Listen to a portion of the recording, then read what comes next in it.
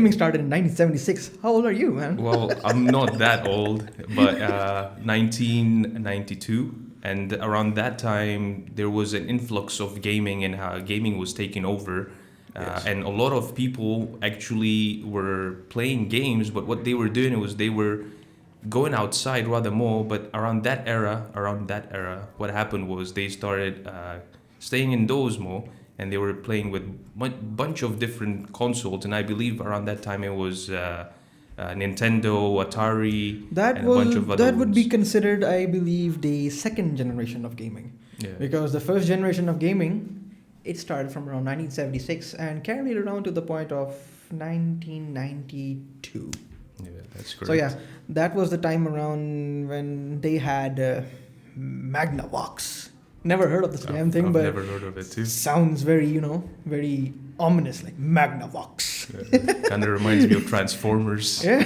Omnitron, something. It must be some kind of a what do you call them? They were the Autobots, and then there were Decepticons. Yeah, Decepticons, yeah, that was the one. definitely a Decepticon console. So yeah, there was Magnavox, Yeah. and then there was NES, and SNES, and Nintendo, and all these fun parts. And around the time you said you were born, that was the Yeah. time when the PSX or the PlayStation 1 came out. Yeah. So that was a very good period for gamers, actually. That's when the good, the discs and all those things and all the fancy 3D games started coming out. So yeah, that was, I believe, the time when the gaming golden era started.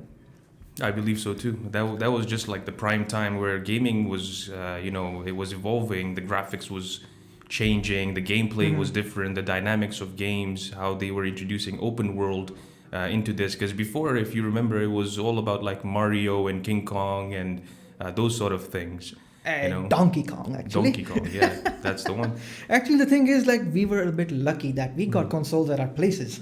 Yeah. Like, if we were before the 90s, we had to go to, like, the game arcades and spend money and buy those token thingies and, play on those joystick games when we had Tekken. Tekken was... Yes. It still is. I mean, Tekken 8 still going long. It is. Then there was Mortal Kombat. Mortal Kombat started in 1992. Right Street around Fighter was one of them too, yeah. Street Fighter. I've never been a fan of Street Fighter. I think it's a bit... for me, it's boring. Yeah, I would rather prefer Tekken or Mortal Kombat as Yeah, well. Mortal Kombat, man. That's the fun part. Ripping someone's heart out. Like... It was a completely different thing because before you would just say you would just see a bit of like blood in this and that, but they changed the whole game when it came to it, like the dynamics of it, like ripping and X-ray moves and stuff like that. It was something unique, I would say. The thing is that fatalities, it was something new. Yeah. People were intrigued by the aspect of ripping someone's heart out. Yeah. The inner animosity came out and they were like, cool, I want to do some more. Yeah. So that was basically around this time. But I was also born on 1994.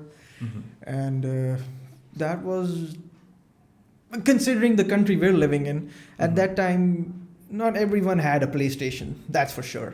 Yeah. We started out with the Sega. Yeah. The Sega or Nintendo or Atari, the basic ones with those the plastic, flashy guns and all the Mario games and all those things. So, but the thing is that even those games are a pivotal part of our, personality and growing up and all those things. Games have always been everywhere. Yeah, that's true. It's a part of everyone's personality, actually. And I believe gaming, they are taking over. It's not a generational thing. I believe because back then, of course, since, games were not really introduced, or if they were introduced, the consoles came out like the one that you were mentioning, Megatron or whatever it was. Magnavox. Yeah, Magnavox. So it was not as mass marketed, I believe. And marketing definitely is an important thing if you want to get your products out there, if you want to get your services out there. I think it's really important. So back then, baby boomers or the silent generation, they were not really fond of these things for the sole purpose that it wasn't. They were playing their own games. Don't get me wrong, but it was just the fact that it was not mass marketed that way, like how things are marketed right now. We can see Gen X, Gen Y, Gen Z. They're really into gaming. That's what their pastime activity is like. And it's actually a good thing, and it could also be a bad thing.